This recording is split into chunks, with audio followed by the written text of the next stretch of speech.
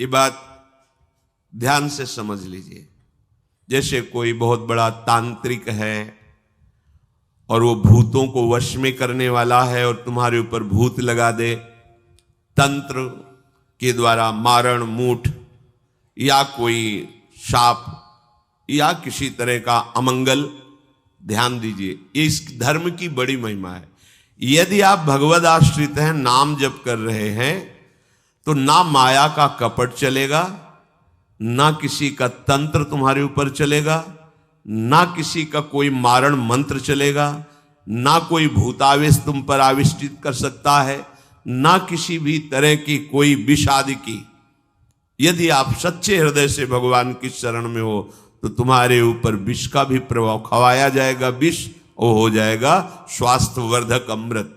गरल सुधा, गोस्वामी जी कह रहे, रिपु करहि मिताई, गोपद सिंधु अनल शीतलाई। जो भगवान का आश्रित जन होता है उसको विष भी अमृत हो जाता है। अगर उससे दुश्मनी करेगा ना कोई और उसका बुरा चाहेगा, वो जितना कुप्रचार करेगा, निंदा करेगा, उतने उसका यश बढ़ेगा। अगर वो आग लगा देगा तो उसके शरीर में चंदन से भी बढ़कर शीतलता का काम आग करेगी। जो भगवद आश्रित है, श्री हरिराम व्यास जी ने भी प्यारी जू के चरणों के आश्रित जनों को पुष्ट करने के लिए बताया कि राधा प्यारी के चरणारविंद शीतल सुखदाई, कोटि चंद मंद करत नख विद जुन्हाई। श्री राधा प्यारी के चरणारविंद शीतल सुखदाई। शाप ताप रोग शोक दारुण दुख आरी, लाल इष्ट दुष्ट दलन कुंज भवन चारी। हमारी गोरी भोरी प्रियाजू के गोरे चरणारविंद का जिसने आश्रय ले लिया है, शरणागति ले ली है और राधा राधा नाम जप करता है, तो किसी भी ऋषि का साप उस पर लागू नहीं होगा। हरिराम व्यास जी कह रहे ये विशाखा सखी के अवतार है, कह रहे शाप कोई लागू नहीं होगा उसके ऊपर। ताप दैविक भौतिक ताप उसका स्पर्श नहीं कर सकता, कोई भी पाप उसे अपने अधीन नहीं कर सकता, किसी का भी तंत्र मंत्र उसके ऊपर लागू नहीं हो सकता, क्योंकि ये चरणारविंद लालजू के भी इष्ट है और ये चरणारविंद दुष्टों की दुष्टता का दलन करने वाले और हृदय में प्रेम प्रकाशित करने वाले हैं। कोई भी भयानक से भयानक रोग तुम्हारे शरीर पर हो सकता है, पर वो तुम्हें अधीन नहीं कर पाएगा।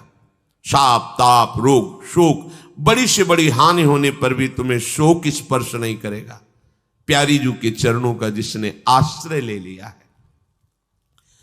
ये ऐसा परम धर्म है कि इसके आश्रित को कोई भी तंत्र मंत्र मूठ मारण भूत प्रेत पिशाच पिशाचनी कोई भी नहीं स्पर्श नहीं कर सकता। ध्यान रखना, हां अपना कल्याण कराने के लिए सामने आ सकता है, क्योंकि नाम जापक ही सबके कल्याण का सामर्थ्य भाव रख सकता। जो निरंतर नाम जप करता है उसमें सब सामर्थ्य आ जाती है।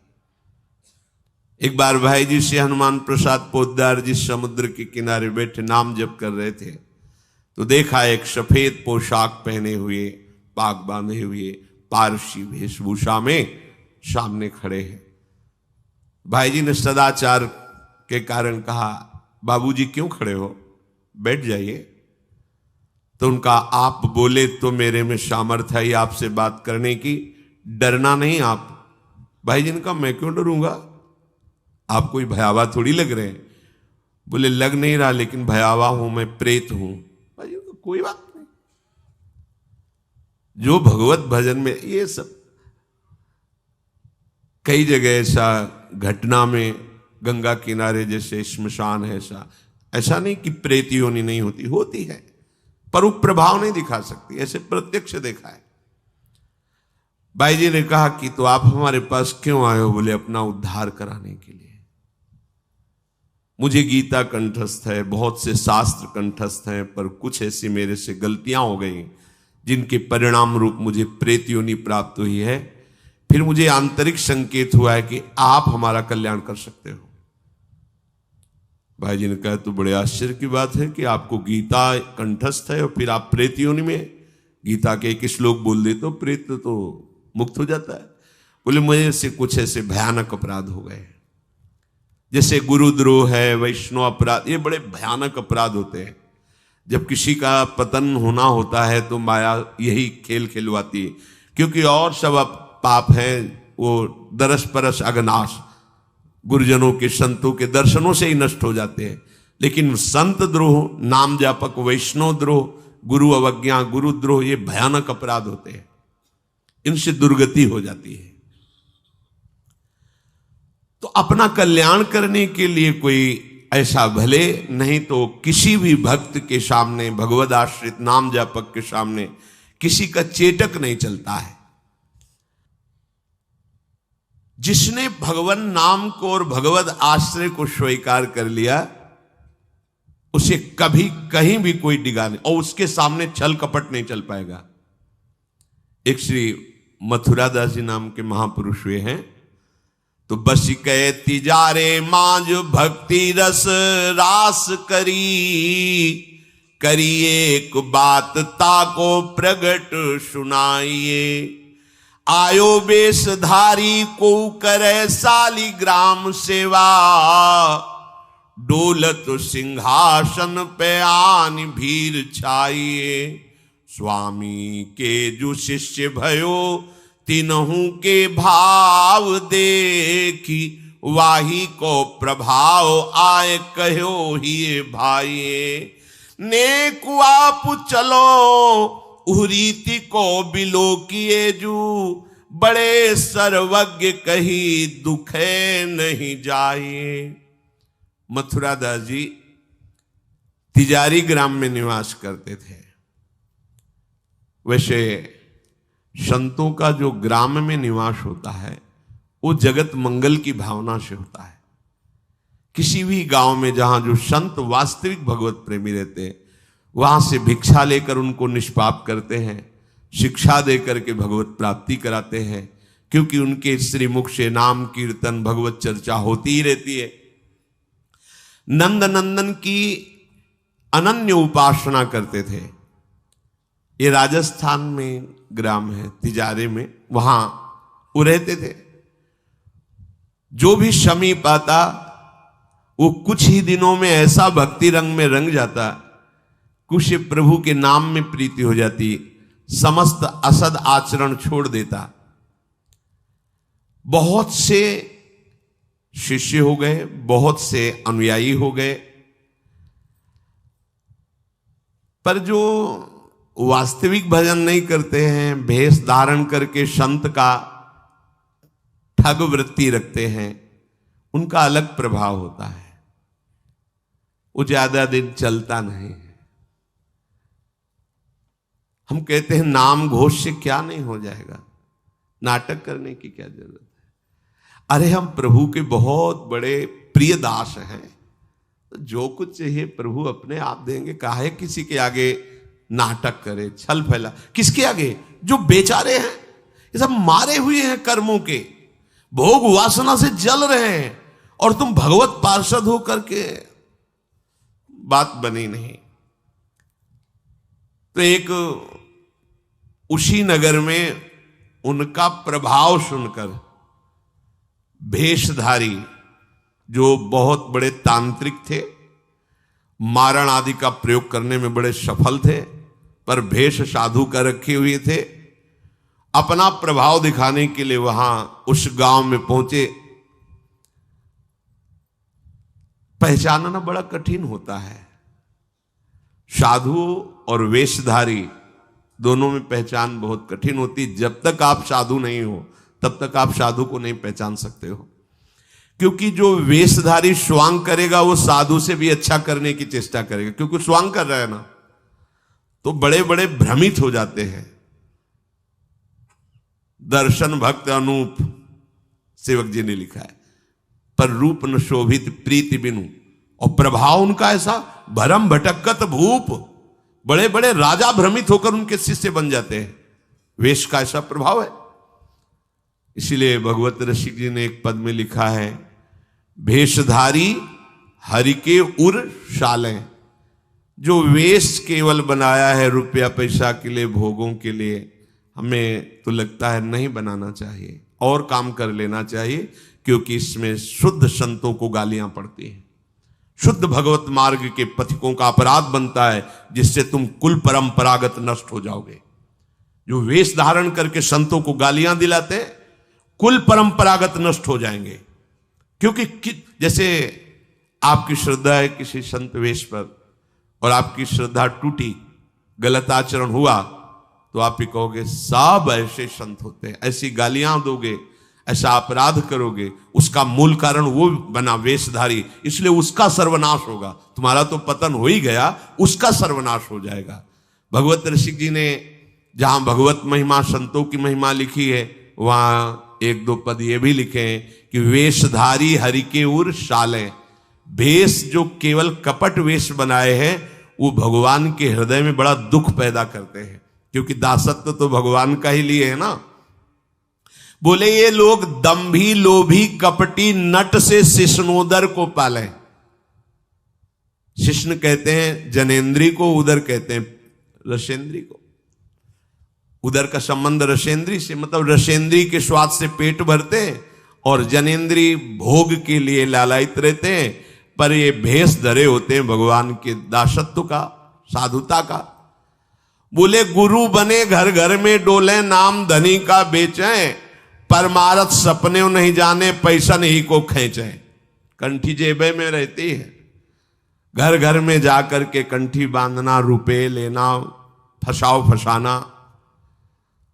परमार्थ खुद नहीं पता, स्वप्न में नहीं जानते कि परमार्थ किसे कहते हैं, परमार्थ का ककारा नहीं आता, और लाखों कंठिया बांध के अगर एक एक देगा तो 1 लाख तो हो ही गए ना, बढ़िया है।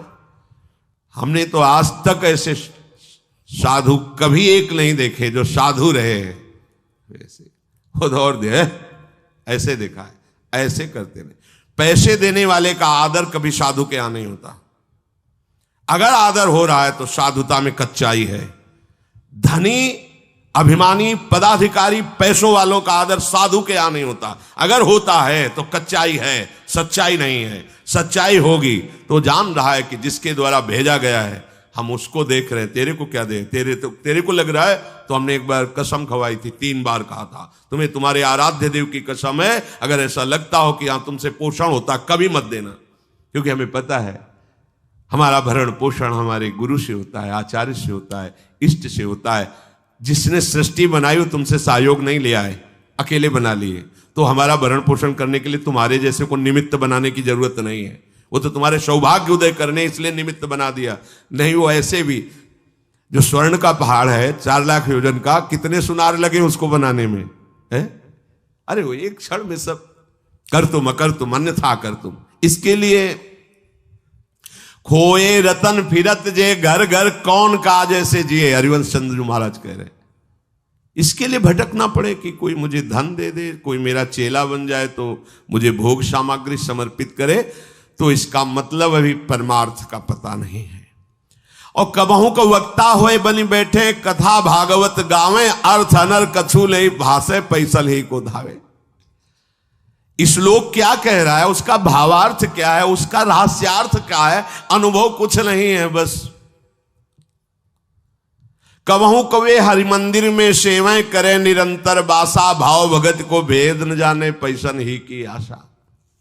नाचे गावे चित्र बनावे, कहे काव्य चटकीली, साच बिना हरि हाथ ना आवे, रहनी है सब ढीली।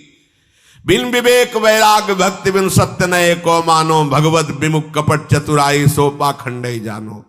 वेशधारी हरि के उसको सहन नहीं हुआ। मथुरा दास जी की भक्ति का प्रभाव, हजारों लोग अनुयायी, हजारों लोग शिष्य बन गए। तो अब वो तांत्रिक था, तंत्र मंत्र का उसे बहुत ज्ञान था। श्री मथुरा दास जी जिस नगर में रहते थे वहां वो जाकर अपना नाटक शुरू किया। उसने सब जगह प्रचार प्रसार किया। मैं गंडकी नदी में 12 वर्ष तक खड़े होकर के तपस्या करके आया हूं, केवल दूध का आहार करता था। उसके प्रभाव से शालिग्राम भगवान हमारे बस में हो गए।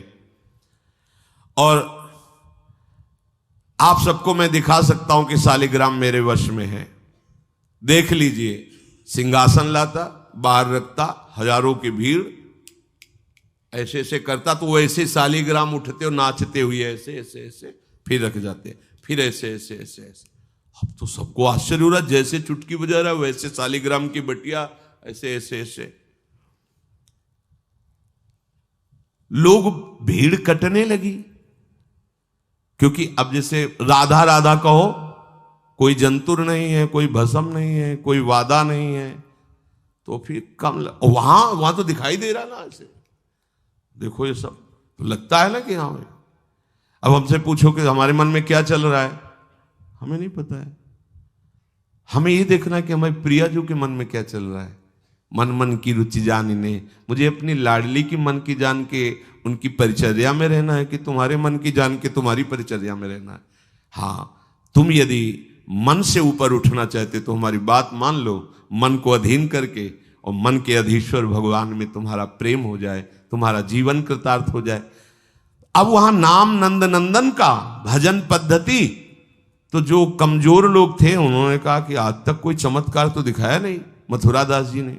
देखो ये हैं संत, 12 वर्ष से दूध पी के गंडकी नदी 12 मिनट भी नहीं खड़ा होगा कभी। अब भेंट जो जितनी चढ़ाएगा उतने उसके दुख नष्ट होंगे। अरे भैया वहां तो रुपया सब समेटता, फिर दूसरे मोहल्ले में पूरे गांव में अब तो जय जयकार, शालिग्राम भगवान को नचा। कोई सेवा की सामग्री लेने गए थे मथुरा दास जी की श्रीअंग सेवा में जो रहते थे संत जन, उन्होंने देखा, वो आए, बोले महाराज एक बड़ा चमत्कारी महात्मा आया, वो कह रहा 12 वर्ष से हम दूध पीकर गंडकी नदी में वो ऐसे ऐसे करता तो साल।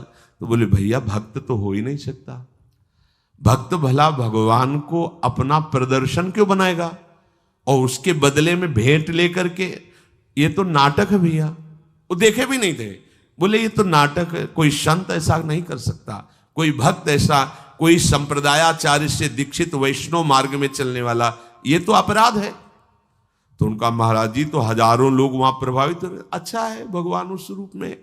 बोले नहीं महाराज, फिर सत्य मार्ग के प्रकाशित करने के लिए आप यहां विराजमान, अगर उसका कपट पाखंड चला तो हजारों लोग धोखे में हो जाएंगे, चलो आप एक बार उसके सामने। तो उनका कि यदि हम उसके सामने गए तो उसका सब ये दुकान बंद हो जाएगा। बोले महाराज जी आप जरूर चलो, क्योंकि आपके चलने से यदि लोगों की श्रद्धा भगवान में वास्तविक लगे तो आप भी तो यही चाहने के लिए यहां गांव में वास कर रहे हो। उनको बड़ा दुख हुआ कि एक तो उसको दुख होगा, उसका नाटक बंद होगा, दूसरा कि वो जान क्यों नहीं रहा है जिन भगवान को तुम नचा रहे हो, अगर वास्तविक उनके तुम सेवक बन जाओ तो तुम्हें सब कुछ प्राप्त हो जाएगा। शालिग्राम भगवान श्री हरि ही है, कोई और नहीं है। पर बहुत जब उन्होंने कहा तो कहा चलो अच्छा, तो पाए परि गए लेके जाए ढिग ठाढ़े भये, चाहत फिरायो पे न फिरे सोच पर्यो है, जान गयो आप कछु याही को प्रताप ये पे, मारो करि जाप यो विचार मन धर्यो है, मुठी ले चलाई भक्ति तेज आगे आई नाही, वाही लपटाई भयो ऐसो मानो मर्यो है, हुए करि दयाल जा जीवायो समझायो, प्रीति पंथ दर्शायो ही भायो शिष्य कर्यो है। सभी शिष्यों ने चरण पकड़ करके मथुरा दास जी को मनाया कि आप वहां चले। तो आप गए सादे वस्त्र, सहज स्वरूप साधु का, जाके भीड़ भी इनके साथ है कि भाई मथुरा, उनका भी प्रभाव था तो बहुत सी भीड़ साथ गई। जाकर के गांव वालों ने कहा कि भैया वो आप जो स्वामी जी दिखाते थे शालिग्राम भगवान का चमत्कार वो दिखाइए, हमारे गुरुजी आए हुए हैं। ये तो उसने जाना था कि महिमावान है तभी तो वो आया था, पर उसको ये पता नहीं था कि हमारा प्रोग्राम इनके सामने नहीं चल पाएगा, क्योंकि भगवान नाम जापक के आगे कोई तंत्र मंत्र, कोई श्राप पाप ताप ये सब नहीं, वास्तविक जो भगवत मार्ग में है। अब उसने निकाला सिंहासन और पूरा सब शालिग्राम जी को तो केवल चुटकी ही बज रही थी, शालिग्राम भगवान वहीं बैठे थे। हर प्रयास कर लिया, कोई चमत्कार नहीं। लोगों ने कहा कि दिखाओ ना, अब ये हमारे गुरुजी हैं, गांव में रहते हैं। अब भक्त की निष्ठा के सामने भगवान को भी छोटा बनना पड़ता है। इतने महान भगवान भक्त बलि जी के सामने बामन बन के भीख मांगने के लिए गए। भक्ति निष्ठा जीत सकते थे, आज्ञा दे सकते थे, ना आज्ञा दी और ना विजय प्राप्ति की। भिक्षा में मांग करके दिया माता अदिति को कि आपकी चाह है कि राज्य पद देवराज को मिले, तो आपकी आराधना से मैं जाऊंगा, पर वो मेरा भक्त है, ना युद्ध करूंगा ना आज्ञा दूंगा, पर मांग के लाऊंगा। भगवान भिक्षुक बन के गए। भक्त के आगे नौटंकी नाटक कहां चल सकता है? अरे जुगनू तब तक चमकती रहे जब तक सूर्य प्रकट नहीं होता। सूर्य प्रकट हुआ तो लाखों जुगनुओं का कोई मतलब नहीं रह जाता। नौटंकी नाटक, ये साधुता का भेष धर के कितने दिन चलेगा? जिस दिन पोल खुलेगी ना, उस दिन सब नष्ट हो जाएगा, सब नष्ट हो जाएगा। लोग परलोक तो पहले ही नष्ट हो चुका था। पाखंड न करे। हम कह रहे हैं तुम्हें धन चाहिए, तुम्हें सम्मान चाहिए, राम राम भजो, कृष्ण कृष्ण भजो, हरि हरि भजो, विश्व नमन करेगा, ईमानदारी से भजो। हमने ऐसे संत भगवान देखे, ककहरा नहीं पड़े, कुछ नहीं जानते, बस एक ओम, दुई ओम, तीन ओम, चार ओम ऐसे जपते, और लोग न्यौछावर थे, सीधे सरल ओम ओम, राम राम, कृष्ण कृष्ण, साफ सिद्ध। कबीरदास जी जैसे वहां पर राम राम राम राम। श्री स्वामी सत्संगानंद जी महाराज बक्सर, बस इतने। जब कोई बेटा राम राम, ऐसे लगते थे कि मतलब इनको पी जाएं, अपने हृदय में रख ले। इतने दुलारे वयोवृद्ध थे, ऐसा सुंदर रूप, ऐसी कोमलता, ऐसा आकर्षण, बस राम राम राम राम। अरे प्रभु के नाम में क्या नाटक करने की जरूरत क्या है? पाखंड कर। प्रभु महालक्ष्मीपति हो, तुम्हें लक्ष्मी ही चाहिए तो वो सब दे देंगे। काहे को नाटक करे? काहे को किसी को भ्रम में डाले? तुम भ्रम में हो, दूसरे, अरे भैया तुम राम राम जपो, कृष्ण कृष्ण जपो, तुम्हारा मंगल इसी, बस इसी में मंगल होगा, दूसरा मंगल कर ही नहीं सकता। अब उनके प्रभाव से उनका कुछ नहीं हुआ। अब तो लोग कहने लगे दिखाओ ना, इसका मतलब तुम नाटक कर रहे थे। अब सबके सामने उसका मान नष्ट हुआ, उसका सब तंत्र बेकार हो गया। कुछ लोगों ने कहा पकड़ो और मारो इसको, पीटो, बहुत नाटक करके रुपया कमा लिया, सब छीन लो, धन छीन लो। किसी ने कहा मार पीट के इसे न्यायाधीश के, पुलिस डिपार्टमेंट को दो। ये मथुरा दास जी ने सबसे कहा देखो अगर हमको लाए हो तो हमारी बात मानो, इनको किसी भी तरह का कष्ट मत दो, कोई भी बंधन नहीं। और उनसे कहा भैया आप जिसका नाटक कर रहे हो ना, अगर सत्यता से इसे मान लो तो जिन लोगों ने रुपए चढ़ाए ये बहुत थोड़े हैं, वो तुम्हें निहाल कर देगा। सत्यता से भजन करो, ये काहे को नाटक करते हो? इतना कह के वो चले गए। पर उसको समझ में नहीं आया। उसने कहा अच्छा तुम अपनी दिखा दी, अब मेरी देखना। सबके बीच में कहा तुमने अपनी दिखा दी, अब मेरी। मूर्ख को समझ में नहीं आता। उसने कहा ठीक है तुमने दिखा दिया, अब कल सुबह तक तुम देखना कि मैं तुम्हारा क्या करता हूं। क्योंकि उसे मारण का प्रयोग आता था। अब ये क्रोध उत्पन्न हो जाए तो राक्षस बना देता है, और क्रोध उत्पन्न होता है कामना से, और उसकी कामना सब नष्ट हो गई ना, सब किया कराया सब माटी हो गया, क्योंकि लाखों लोग प्रभावित हो रहे थे। अब वो क्रोध के वशीभूत होकर तामसी जप करने लगा। तामसी जप होता है विनाशकारी। अपवित्र सिद्धियां उसके पास थी। पवित्र सिद्धियां भी होती है जो दूसरों का मंगल करती हैं, अपवित्र सिद्धियां होती हैं जो दूसरों का नाश करती हैं। उसने मारण विद्या का अनुष्ठान किया, जिसे देहाती भाषा में मूठ कहते हैं। आज मैं इस अविचार से उस महात्मा का सर्वनाश कर दूंगा। भूल भूल भारी भूल।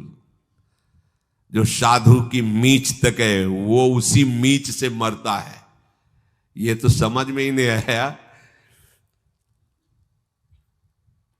सरस्वती जी को देवता और ब्रह्मा जी सब प्रार्थना कर रहे हैं कि अयोध्या वासियों की बुद्धि तो बदल दी, वापस गए। भरत जी आ रहे हैं, इनकी बुद्धि बदल दो, नहीं भरत जो कहेंगे वही राम करेंगे। तो दिमाग पलट गया है भरत की बुद्धि। अरे प्रभु का इशारा था इसलिए अयोध्या वासियों की बुद्धि बदल दी। भरत जी के विषय में सोचोगे भी तो नष्ट हो जाओगे। महाप्रेमी भरत के विषय में सोचना ही तुम्हारे लिए अमंगल हो जाएगा। और हम क्या, करोड़ों सरस्वती भी हो तो भरत की भाव भरी भक्ति में बाधा नहीं पहुंचा सकती। अब उसने प्रारंभ किया, बैठ करके आसन में मूठ का एक खप्पर जैसी आकृति प्रकट होती है और उसमें जाजुल्यमान तेज होता है। और वो जहां जाएगा तो जिसके पास जाना है वहीं शुरू हो जाएगा उसका खून पोकना, नीचे से शौच द्वार से मुंह से वो खून की उल्टी आना, उसके पहुंचते पहुंचते और जहां पहुंची तो वो नष्ट हो जाएगा, मर जाएगा और वापस चली जाएगी। वहां जाके प्रमाण देगी कि हम काम कर आई हैं। वहां भक्तों ने देखा कि एक खप्पर में आग जलती हुई राउंड राउंड ऐसे गोला होता, तो जाके कहा मथुरा दास जी ये उसकी चलाई हुई मूठ है, तुम कुछ परेशान मत हो, यहां कुटिया की डेहरी में भी प्रवेश नहीं करेगी। अब वो आकर के मारण बस वहां घूम रहा है। मथुरा दास जी निकल के आए, हाथ जोड़ा, क्योंकि सब मंत्र सब सिद्धियां भगवान की, तो ना चाहे पवित्र हो या अपवित्र हो, तो उन्होंने कहा तुम सर्वज्ञ भगवान की ही शक्ति से संपन्न हो, तुम जानती हो कि हमारा कोई अपराध है क्या? अगर अपराध है तो हम बाहर निकल के आते हैं, आप हमें नष्ट कर दो। यदि अपराध नहीं है तो जिसके द्वारा किया गया उसको दंड दो। तुरंत मूठ वापस हुई, कोई मंत्र मंत्र नहीं पड़ा, तुरंत वो मारण वापस हुआ। उधर शुरू हो गया उसका खून, नीचे से ऊपर से, जैसा इनके जैसे काशी नरेश को जब पौंड्रक राजा के साथ भगवान ने उद्धार किया तो उसके लड़के का नाम था सुदक्षिण। वो पंडितों से विला बोला ऐसा मारण प्रयोग कर सकते हो कि द्वारिका को मैं द्वारिकाधीश नष्ट कर दे। मंत्र में ताकत होती पर उनको ये पता नहीं था जिससे मंत्र प्रकट हुए भला उन पर कैसे प्रभाव चले। उन्होंने कहा हाँ, तो उनका भारी दक्षिणा देंगे। तो काशी में अनुष्ठान शुरू हो गया और प्रकट हुई कृत्या। ऐसा नहीं, मंत्रों में ताकत होती है।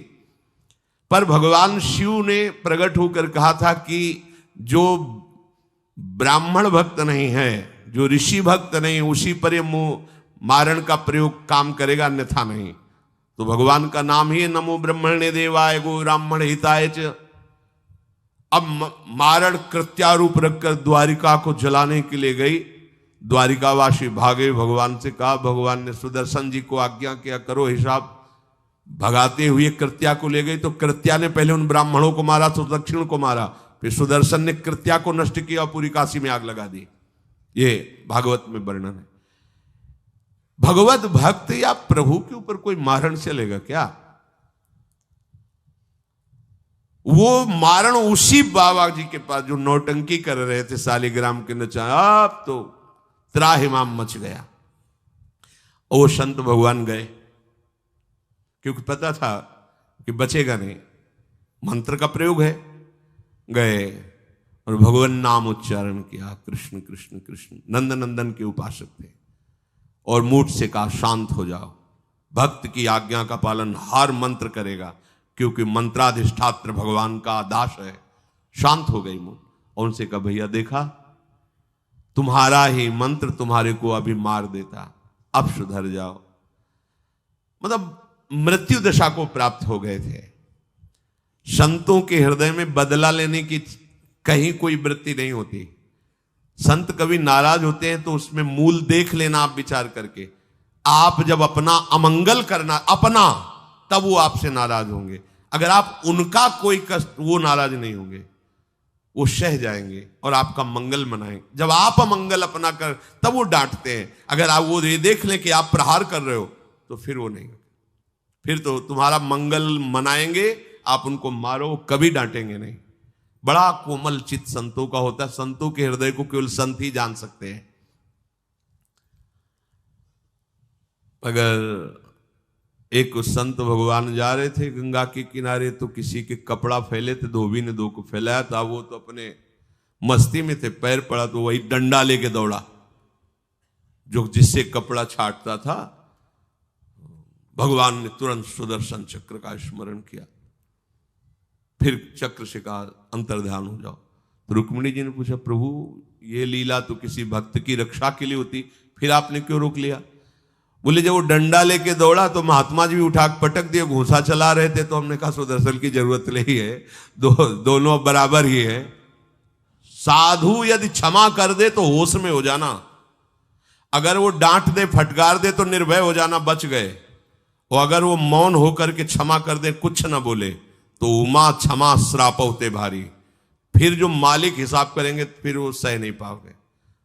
इसीलिए भगवत प्रेमी महात्माओं का कोई अपराध न मने, भगवान से मनाना चाहिए कि हे नाथ मेरी कभी बुद्धि ऐसी मलिन न हो जाए कि आपके नाम जापक आपके प्रेमी संतों के प्रति हमारा द्रोह भाव हो। भगवान का चरणामृत उतारा, शालिग्राम का उसको पिवाया और बैठा ला और कहा देखो, जिन प्रभु की आराधना प्रभु को अधीन कर लेती है, प्रभु के धाम की प्राप्ति कराती, तुम चंद रुपयों के लिए नाटक कर रहे हो।